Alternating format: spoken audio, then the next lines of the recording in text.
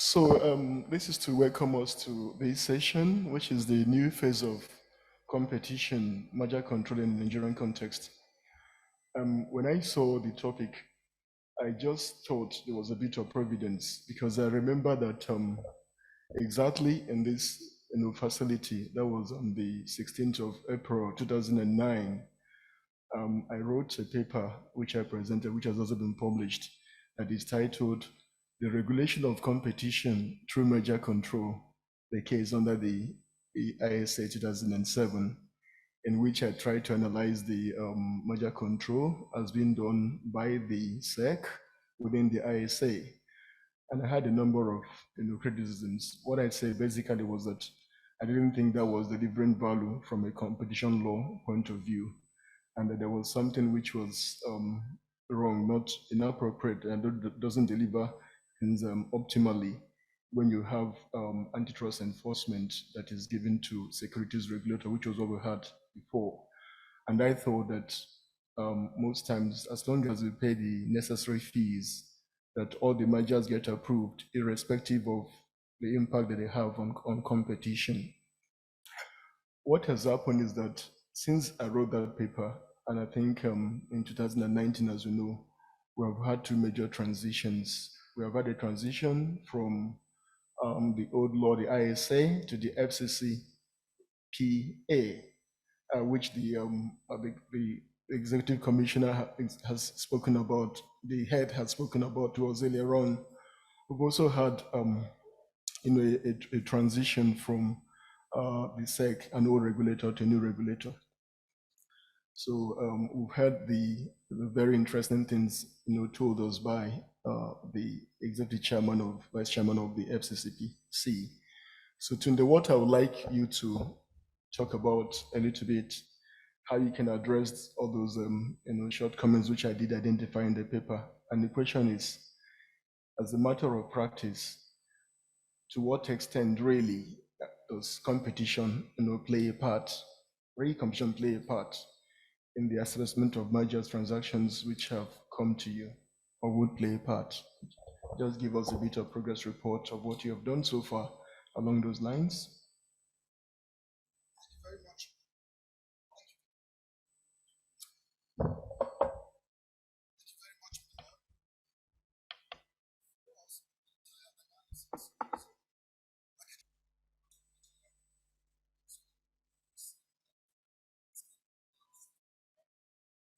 Since these companies made the investments to deny or block a transaction, we're having to impose structural modifications or behavioral modifications into how the businesses go.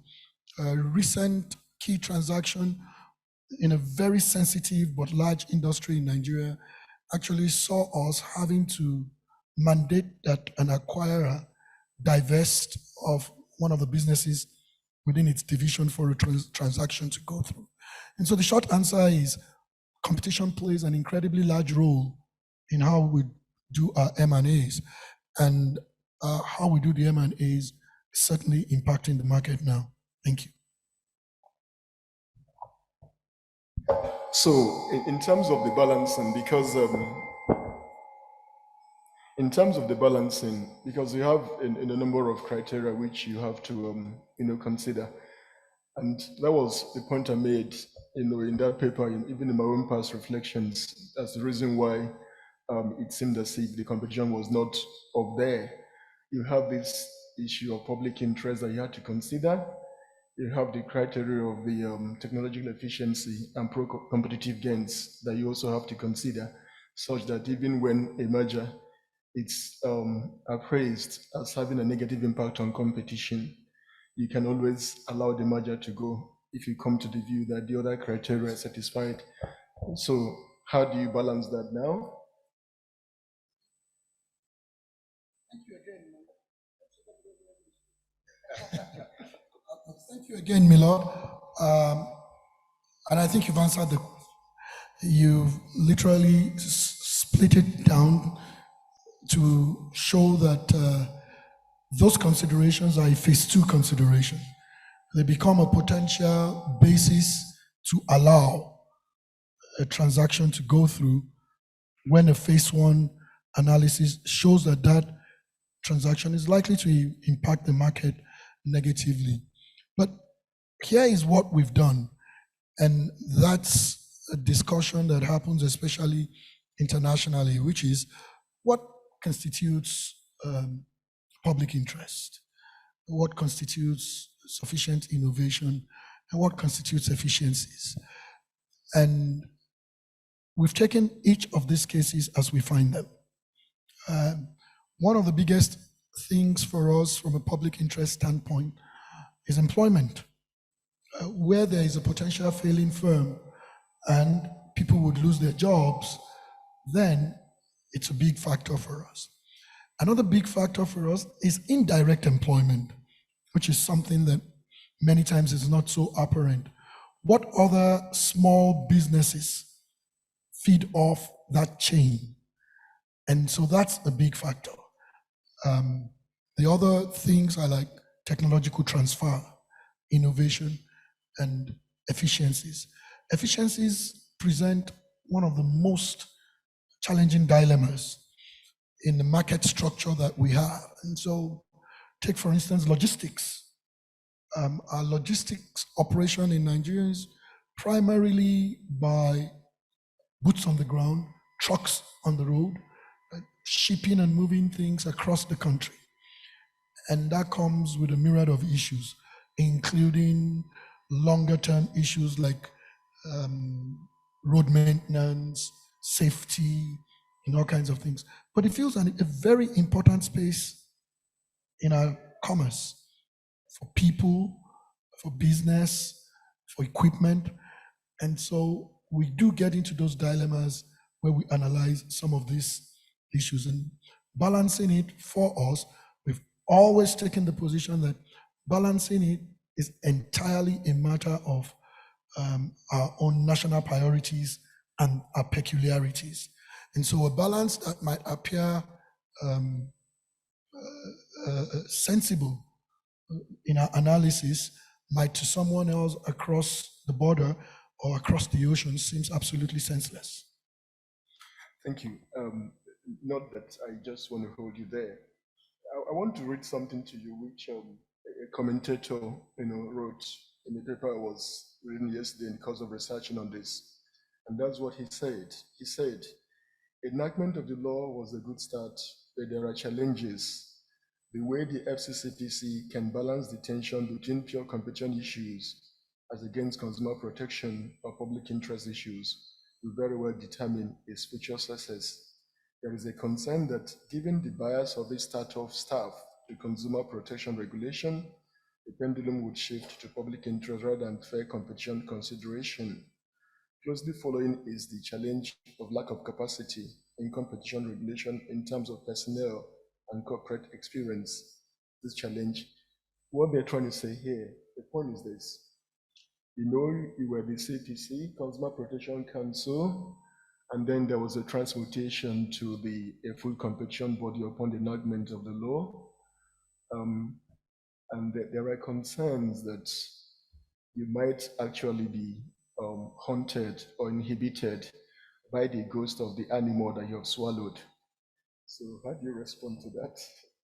Well, I think the concerns, as it were, are not illegitimate, but I think a reality assessment will show otherwise.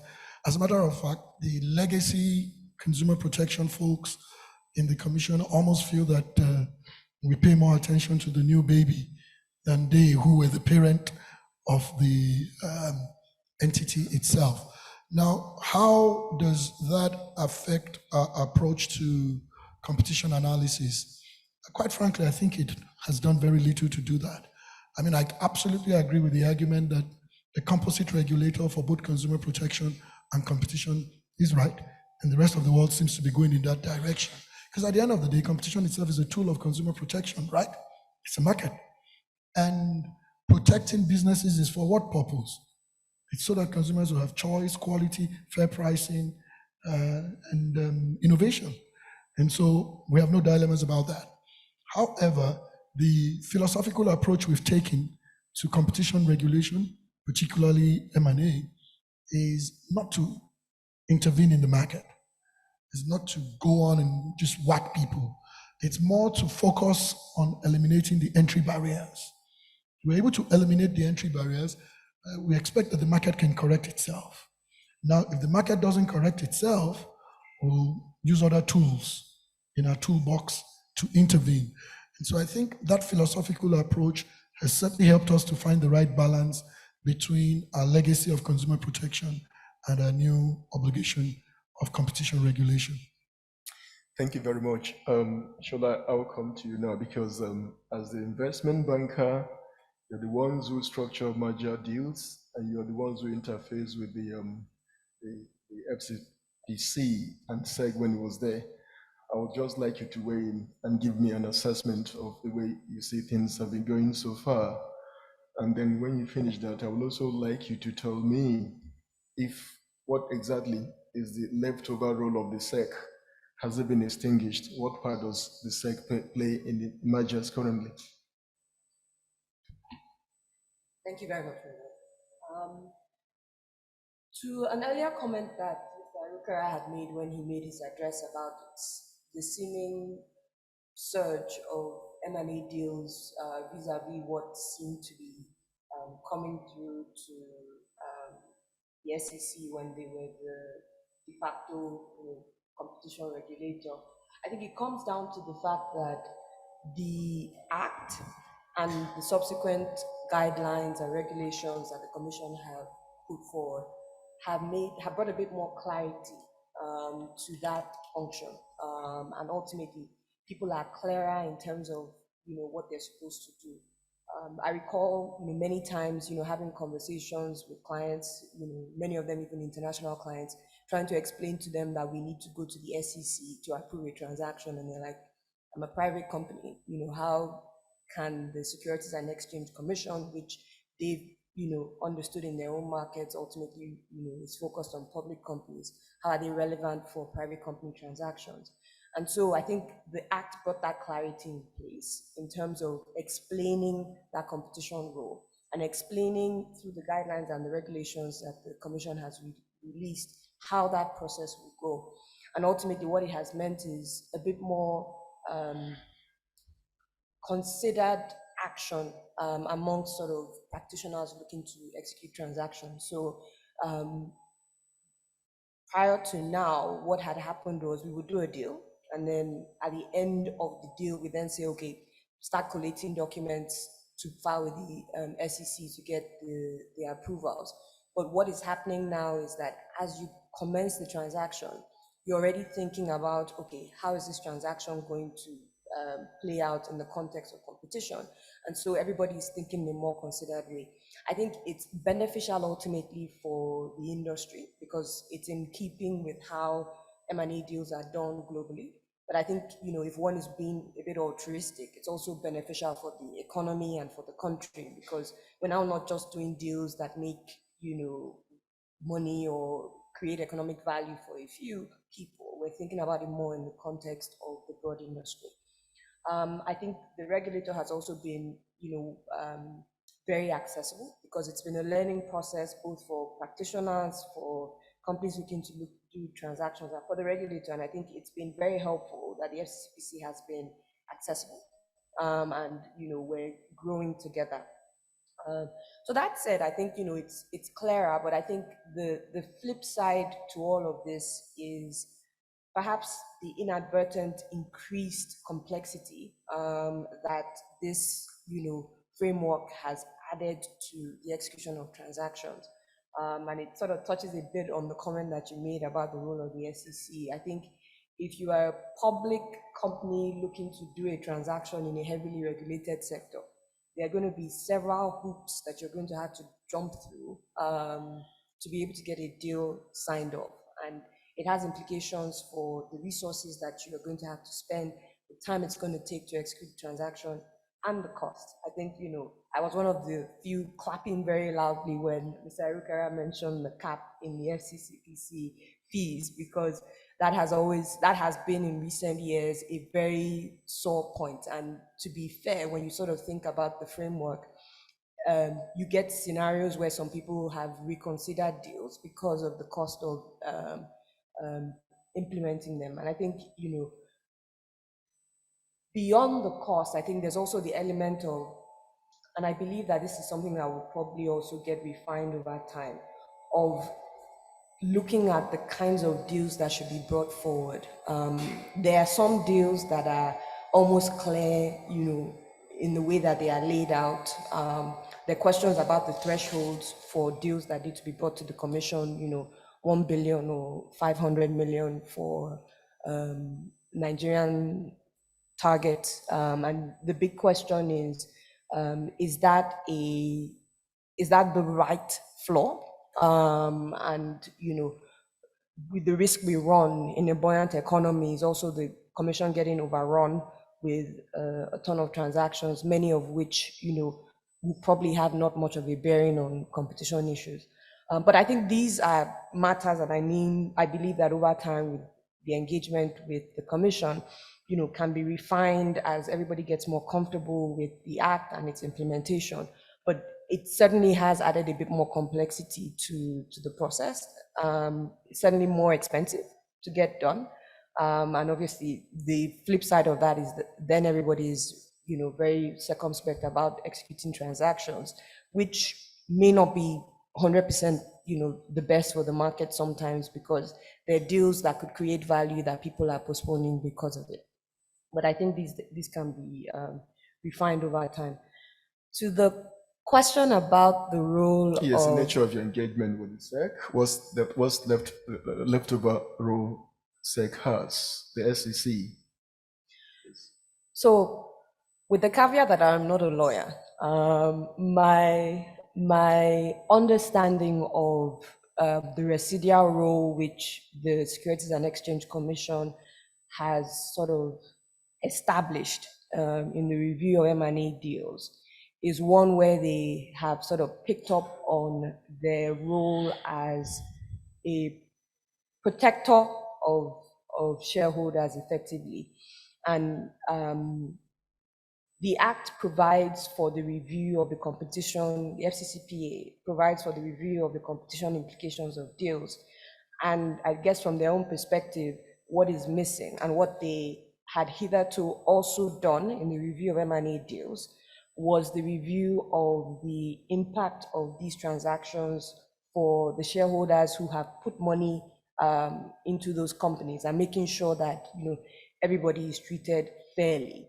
And so ultimately, the understanding is that that is the role that the SEC, in interpreting the power that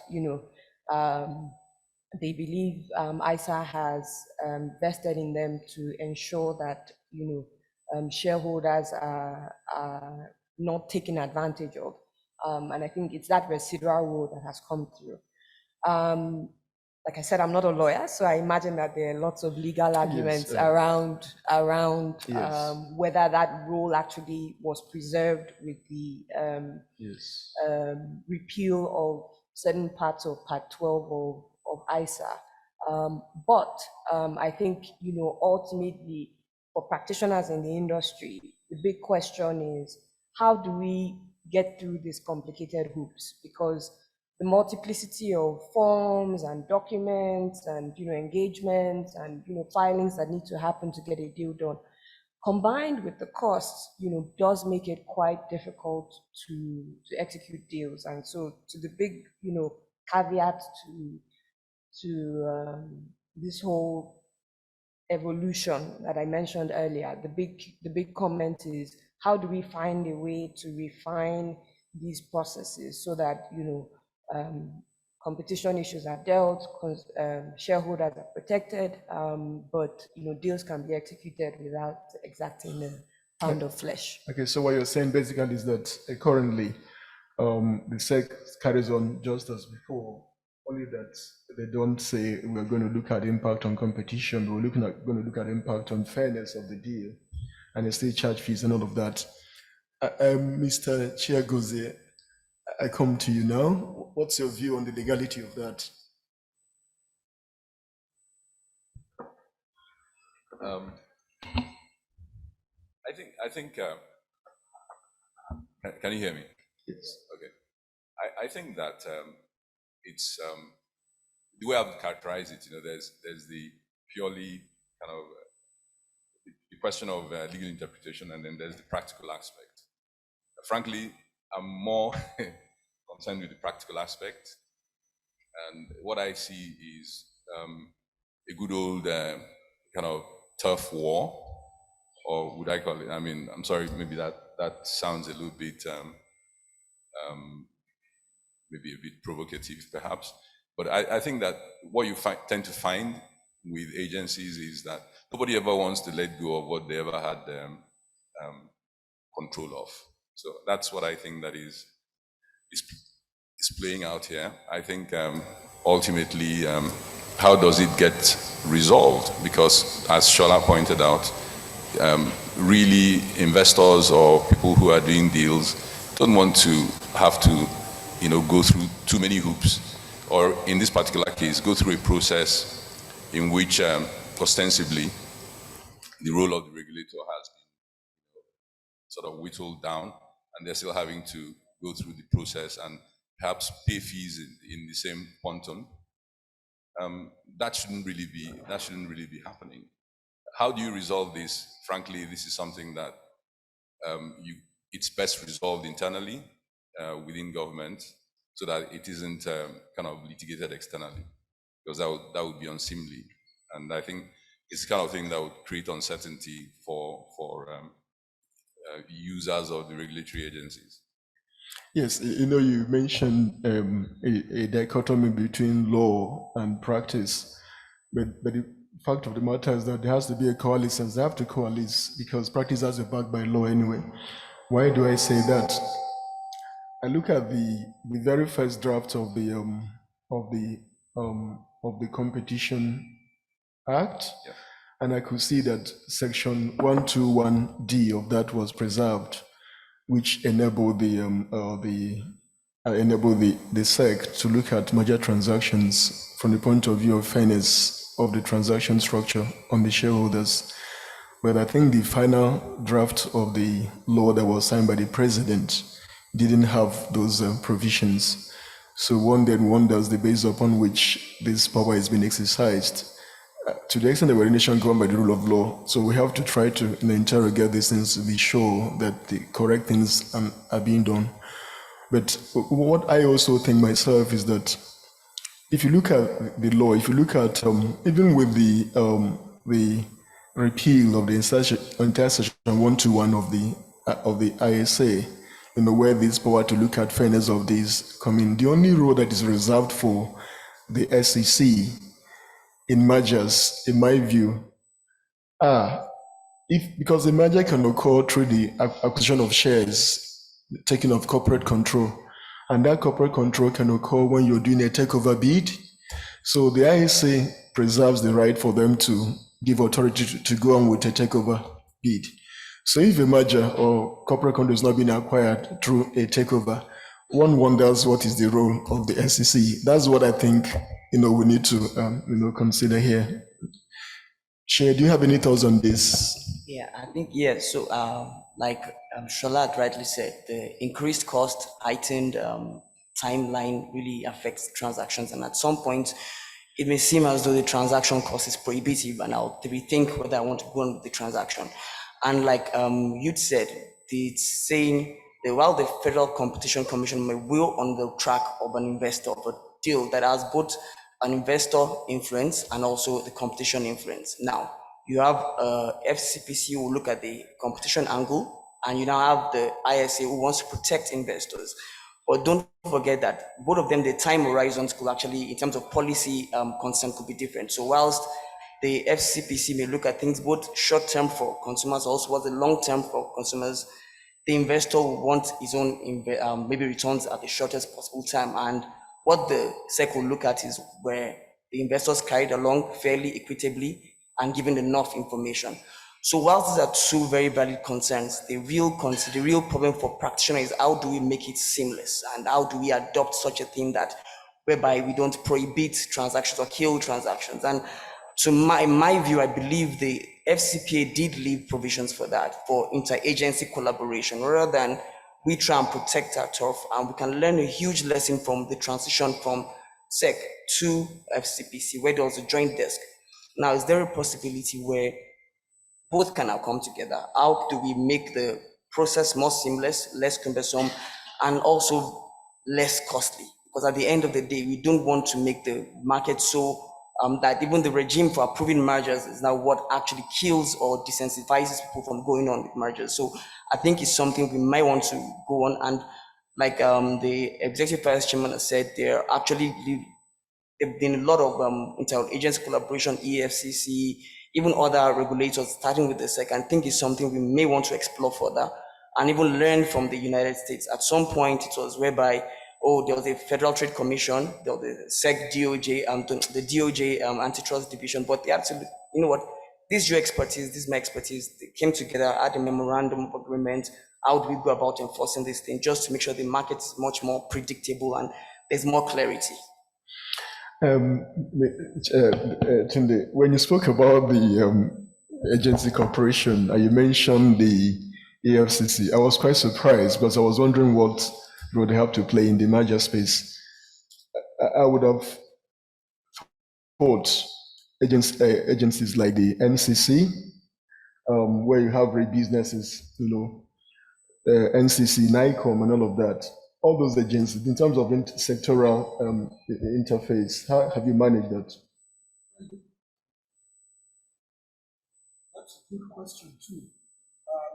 With respect to law enforcement, with other regulators, I didn't mention the other regulators because their role is preserve good relationship. But for a law enforcement agency, there's no apparent role in a merger transaction. But obviously at the creation and then based on engagement, it was very clear that the nature of information, financial information being submitted, because of the peculiarity of some of the manners in which we have proceeded historically, made it necessary to have a law enforcement authority with some level of oversight. So whether it's capital importation and all kinds of other issues, and some transactions or businesses or monetary flows that were already flagged. And so that's the reason for that. For all the other transactions, regulated industries were working absolutely well. I don't even think that there's any one transaction that we've had any trouble with the regulator. The point at which the space exists, everyone's comfortable, and we at the FCCPC have devised a method to make sure that transactions cannot be held up because parties are waiting for some other regulatory consent or clearance. So that has worked well. But with respect to the question of the Securities and Exchange Commission, as a matter of fact, that is the one regulator that we end up with more times than any other in how we do our work. I firmly think, I don't make any judgment about the applicability of the fairness test or not, but I'm pretty certain that to the extent that a test of fairness to investors, minority or otherwise, is applicable in a business combination, that has nothing to do with us. We're not the right experts to look at that. And so we don't have a problem with SEC conducting a fairness test. Now, and what we can say is our own internal processes have been developed in such a way to promote speed, efficiency, and even proportionality in the cost of the transaction to the value delivered. I know that Shola here and many feel slightly different, but at least they can't take away from us from the fact that we've been sensitive to that issue and are engaging on that very quickly and modifying things quickly too. And so at best, what I think might be here is a conversation with the other regulator about how they can streamline internally. The first thing that comes to my mind is we have an MOU maybe our mutual teams can sit down and literally do a checklist of exactly what we do and what they do. And let's just see what is a value system to do. Yeah, because I know the law requires that you enter into the MOU with all those agencies just to take the checklist. Have you done that? Yes, actually, yes, we have. In fact, with SEC, that was the first one. But the point I'm making is if the argument here is that the fairness test seems to essentially be similar to what it was when it was a whole 12 years, then we should allocate responsibilities in a manner that would, because what I found with determining cost is to start out by identifying what the real responsibilities are and allocate them. To the extent that costs are fixed arbitrarily, it would either be too low or too high, hardly ever optimal, until you really check the responsibilities and see what the value that each person brings to the table. I think that's a conversation. I mean, it is a sensitive conversation with someone else, but I think in government, it's an easier conversation than in business, because at the end of the day, government is a single entity. Shall, as the one who does the interface that I spoke about, structuring this and all of that, have you had cause to engage with other sectoral agencies in mergers? Certainly, like you said, depending on the sector that the business or the transaction being conducted is, there will be a need to interface either with NICOM, with PENCOM, with CBN, with other similar regulators. Like Mr. Irukara did mention, we found that with the FCCPC, they have been accommodating of the timelines around that. As much as it's an extra layer we're having to go through, the reality is that, at least from the FCCPC's end, we haven't seen, at least certainly not in my experience, delays primarily on account of regulatory. I think at the early days, there was some refining of that, but in more recent times, it's worked fairly well and has not been a deterrent to progressing with the competition review. At best, it will be something that needs to be provided, as a subsequent piece to close out the review, but certainly not one to hold it up, which is positive. I think the issues still come back to process and cost. All we've spoken about now, the interface with other agencies. We've spoken about the SEC, we made reference to the NCC, NICOM, and all of that. We're all speaking municipally. But let us even talk a little bit about collaborative merger control in the international sense. And today I come to you now. With respect to mergers, cross-border elements, how have you managed that in terms of relationship with other agencies in other countries? What we've done so far is West Africa is probably the latest to the game with respect to regional competition authority. East and North have worked with COMESA for a while, and the South also have worked together. But we have supported the new ECOWAS Competition Regulatory Authority quite robustly, and they're moving very quickly. The protocols are close to conclusion now, and so with M&As that have regional markets, the regulators in each of the states is ceding some sense of review and determination to the regional authority, and we're progressing quite quickly on that.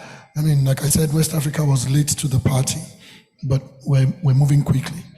With respect to continental or intercontinental, what it is that it starts out with information sharing. If we believe that something that is before us is potentially implicated by a business We have here, most of the successful companies are banks. So when you then take them off and say they're not subject to the control of the FCCPC, that then sort of cuts out massively on the jurisdictional coverage of the commission. I want to ask you, Sheye, what's your views on that? Is that legal? Is it constitutional? Is it proper? So I think I'll lean to Hillary here. So you said two things: the legal consideration, and then there's also.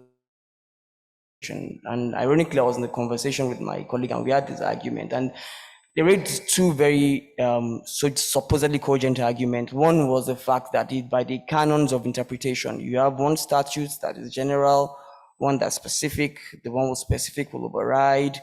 Also, the argument about when you have two statutes, one letter in time will override the one that comes first, and that if you look at those two canons of interpretation, the BOFIA is on good stead. But I will think,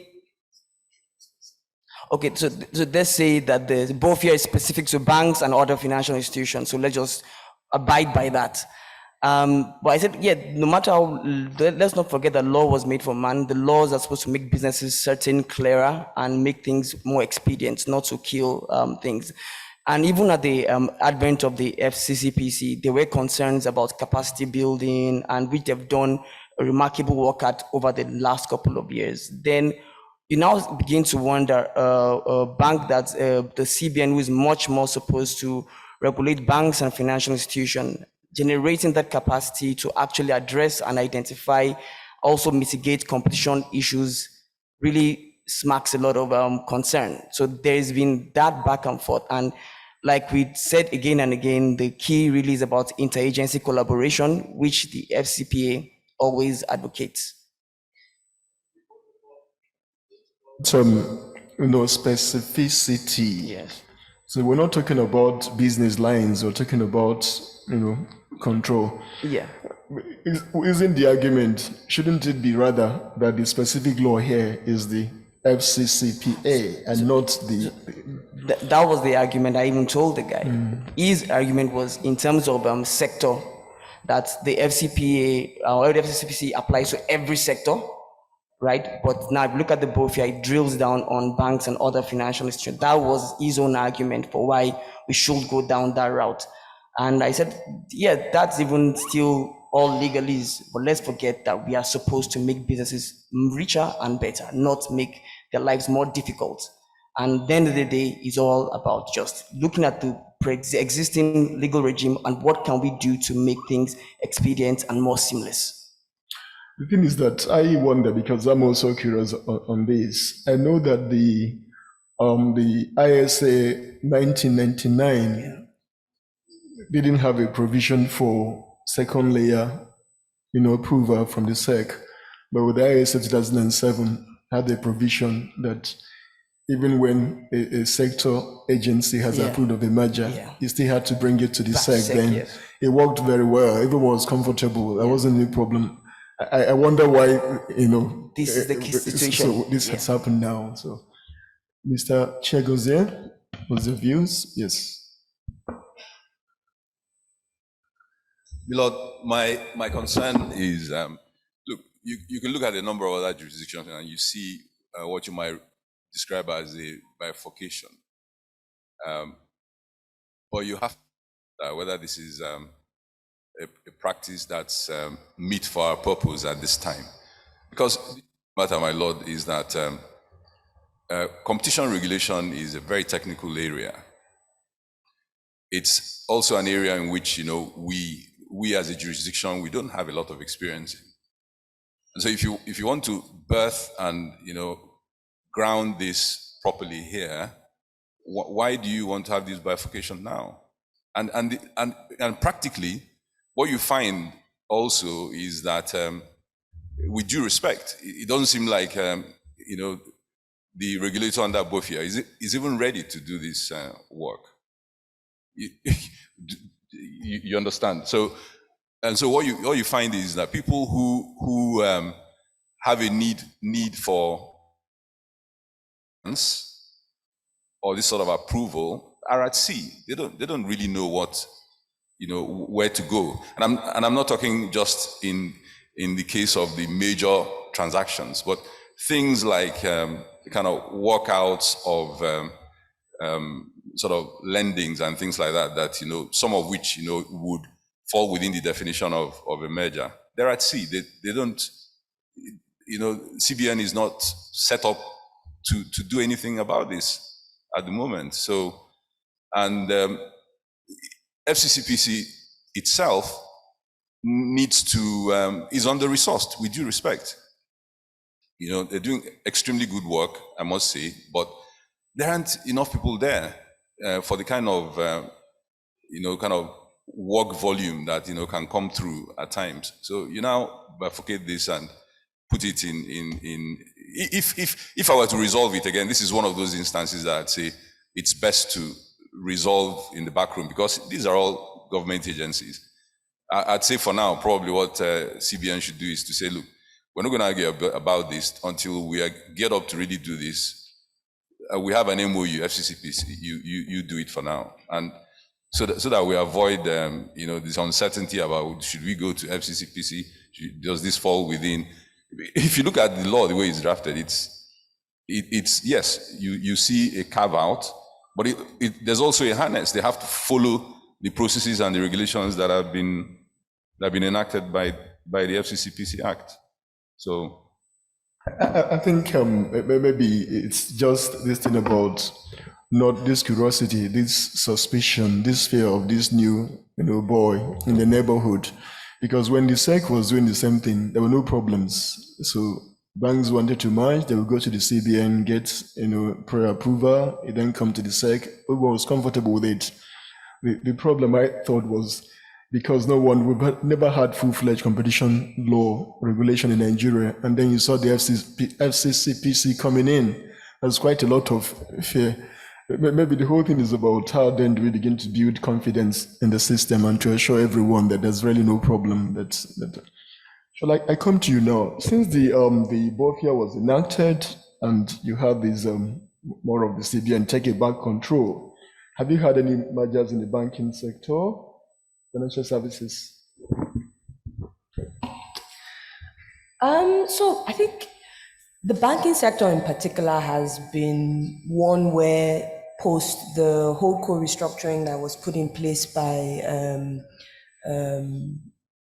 the Sanusi administration of the CBN, we probably haven't seen as much activity from an M&A perspective in the banking sector. Obviously, the most recent one was the announced transaction between Titan and Union Bank. I think that's probably the first in a long while.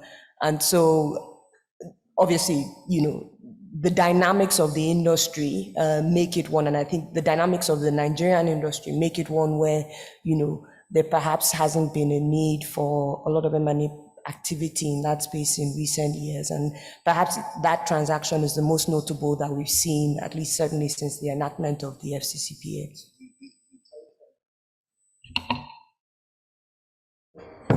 The Titan and the Union Bank transaction has been consummated now, I suppose? So I plead the fifth on account of the fact that I was not on that deal. But I would say that, there's certain indications that it has reached certain stages, but I can't speak to its conclusion or not. They're trying their hands on it. Tunde, it didn't come to you at all, did it? Yes. Actually, the transaction came to the FCCPC, and I think everybody has spoken one way or the other on whether as a matter of law or as a practical matter, what it is. Now, the first thing I'd say is that what the BOFIA the provision in the BOFIA was that with respect to the financial sector or businesses that are otherwise regulated by the CBN, the FCCPA doesn't apply. And so it's not just M&A, it's consumer protection, complaint resolution and all of that. But the relationship we have with the CBN is such that at no point whatsoever, which kind of jumps on the back of what Chiagoze suggested. Our conversations is such that everybody needs to continue to do what their expertise are. For instance, the CBN has a consumer protection department, but the channels we have for receiving complaints, the resources we have, including internal capacity and manpower for resolving complaints, is far in excess, because that's the core, that's a core of our work. And so without understanding the CBN says, you know what, you've just got to continue doing this. In the more technical issues like M&A, it became very clear that even a notification to the CBN will not comply with BOFIA. It will not exhaustively address what the provisions of the BOFIA are. And so we're pretty certain that a business combination of even financial institutions that has not been reviewed in accordance with the provisions of the FCCPA, which are in part mirrored in the BOFIA, and which the central bank is not structured to enforce.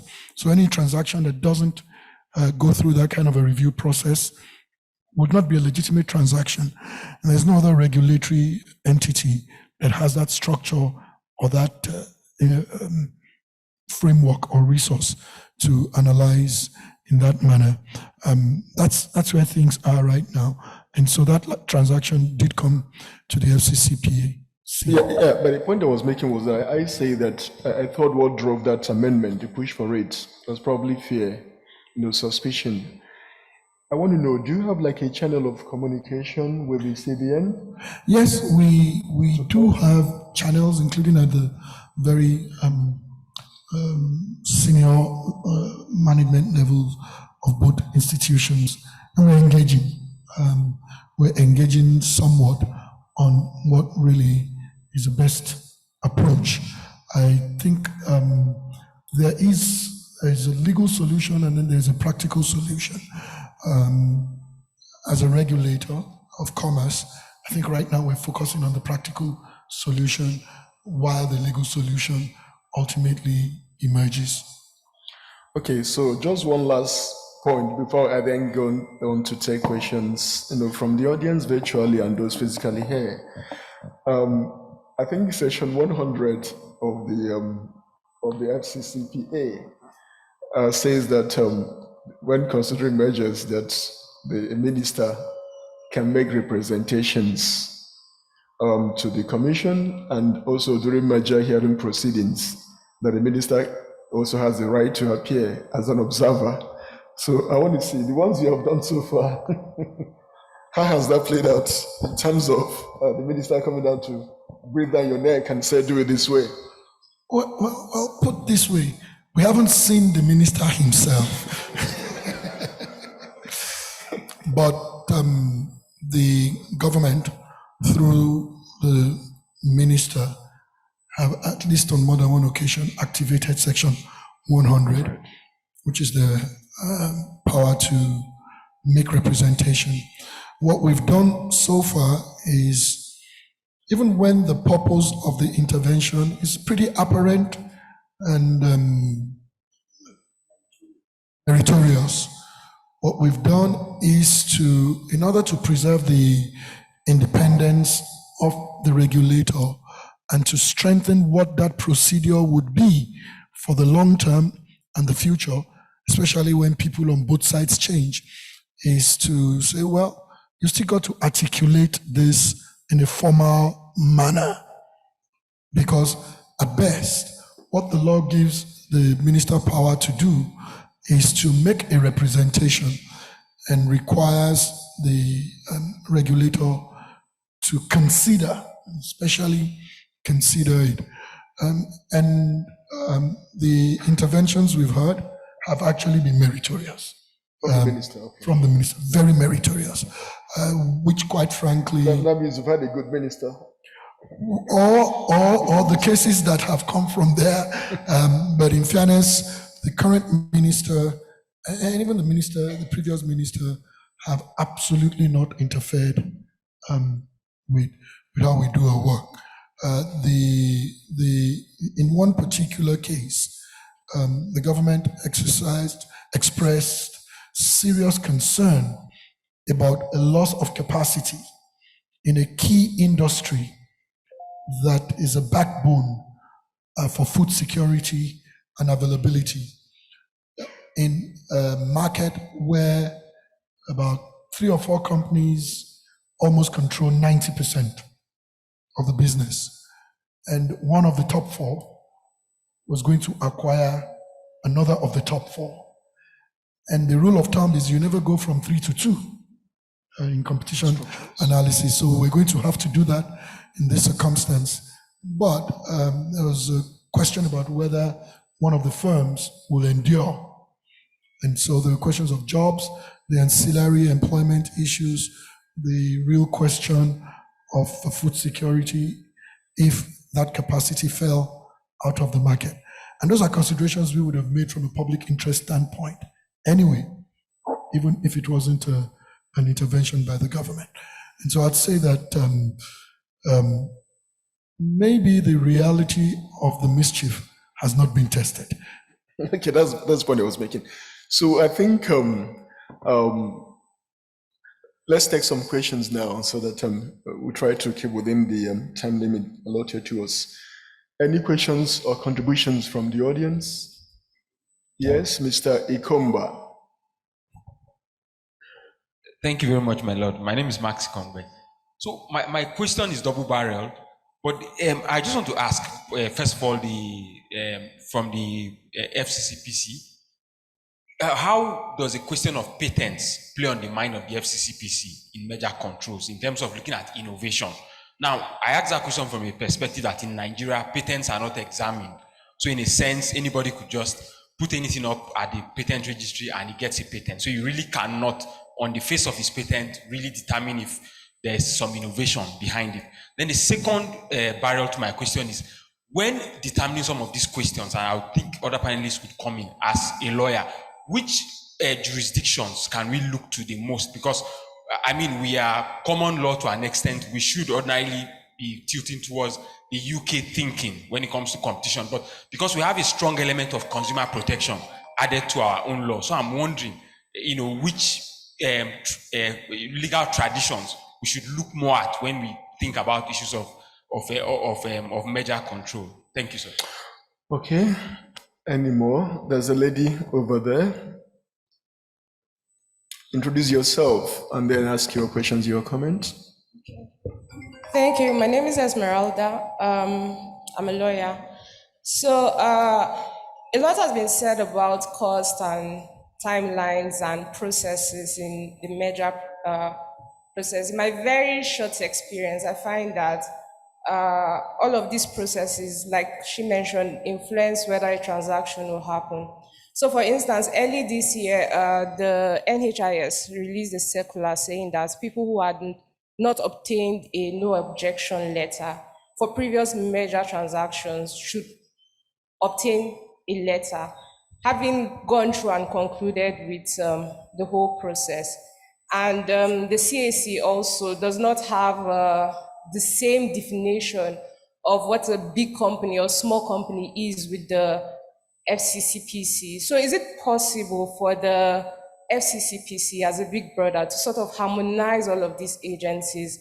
Because when we do deals with organizations or entities outside of the country, it's a bit tacky for you to keep coming back to your client saying that, there's a new thing, we need to obtain a letter of no objection for that transaction we did 20 years ago. Harmonization, that's a very good point. Could you give to the gentleman over there? Ebuchu, okay? Yes. Thank you, my lord. My name is Oke Ebuchu. The question is for Tunde. I think you alluded to it when you were making your presentation. In terms of multinational companies who obviously have businesses all over the world, I think you mentioned something about requiring just notification, and you were praised by UNCTAD, unless I heard you incorrectly.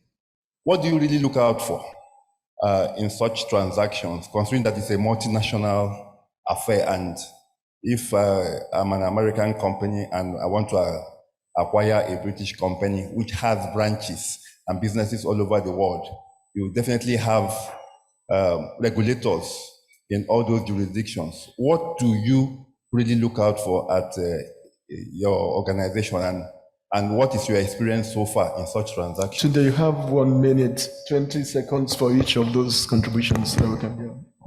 Okay, thank you, Lord. With respect to the question about patent, so we don't regulate from a M&A standpoint, we don't regulate intellectual property. But if the combination of certain intellectual properties will potentially distort the market or substantially prevent or lessen competition, the combination of those businesses can become a problem. I gave an example of a business where there had to be a divestment of a certain business for a combination to proceed. And so we look at the business, we look at the brands, we look at the market, we look at everything. And if two brands will come into the hands of the same person, certainly have a problem with that. Maybe they would have to let go of the brand or all kinds of things. So that's that. And then the question about what governing law historically, at this point, it comes down to the philosophy that a competition authority adopts. Right now, the philosophy of the FCCPC is about Nigeria. Now, do we apply principles from the EU? Oh, sure. Do we also apply principles from the United States? Absolutely. Like I said, our approach to the market initially is a US approach, which is that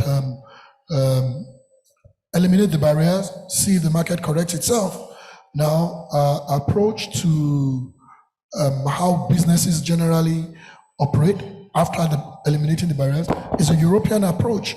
And so we do not subscribe to the US principle of leave everything to business, they know how to take care of people.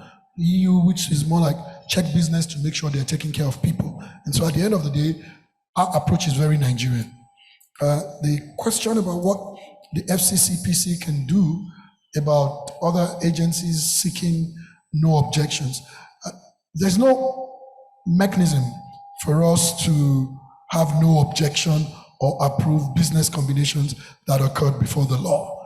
But we'll be more than happy to support practitioners in that space. We can engage the agency to say, look, there's no way they're going to get this, or at least we can agree with the agency what kind of a letter that says this was prior to law and the law is not retroactive, and at least it provides certain level of comfort for people to continue with their business. We'll be happy to have a conversation about that.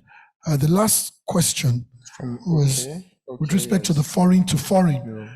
And the reality of it is that the fact that a business in China and the United States are merging doesn't necessarily bring it within our purview. At the end of the day, we still look at the footprint of the business in Nigeria and analyze the Nigerian market.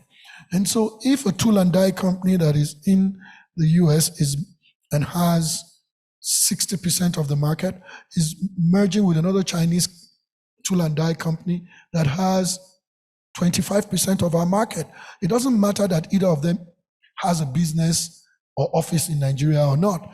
This combination between China and the United States will account for 85% of our market. So we're going to have to analyze that merger from that standpoint. So what kicks our review in is almost all, in fact, not almost, it's absolutely always how that combination can behave in our own market. Thank you. Ikambe, just for me to weigh in on the question that you asked, clearly, intellectual property, competition law, they're all distinctive. But the connection is if you can use intellectual property to strengthen market power, which then enables you to abuse in your dominant position. When that happens, that will raise concerns for competition law. And I think there's an European case, a classical one, McGill, the historic case like that dealt with that sort of issue. That's the connection here.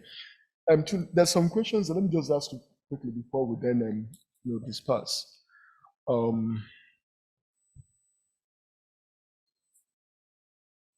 First one says that the current cost and schedule of notification fees is a major disincentive to M&A transactions, where the transactions is an F to F deal with often insignificant local nexus or a minority stake acquisition. What is the FCCPC doing to reduce the cost of M&A, especially where high regulatory acquisition fee discourages deals?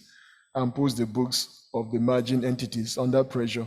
I think you dealt with that when you said you have now like a freeze on fees, isn't it? Okay, cap, that's okay. So it seems many government and regulatory agencies are doing similar things at the same time. How do we avoid this duplication, overlapping, and likely conflicts to protect mergers and business law practice in Nigeria? I think it's been dealt with, the issue of collaboration among agencies. Yes, the only other thing I might say is that for as long as law and regulation have existed globally, the question of conflict and overlaps have existed. And it would still transcend everyone in this room and probably remain as long as the earth is not taken over by water. Someone also asked, do you think the FCCP alone should be in charge of regulating mergers in every industry sector? Why or why not? We've dealt with this. I just thought for the purpose of fair hearing and fairness for me to air all these questions that have been asked. The final one says, do your best. That's more of an encouragement to you, but always remember to ask for help when you get stuck. Very important. Very important. So, ladies and gentlemen, we've come to the end of this session. I would like to thank the Executive Vice Chairman of the FCPC, Erikera Shola Sheye Chiagozie. Thank you. We're done.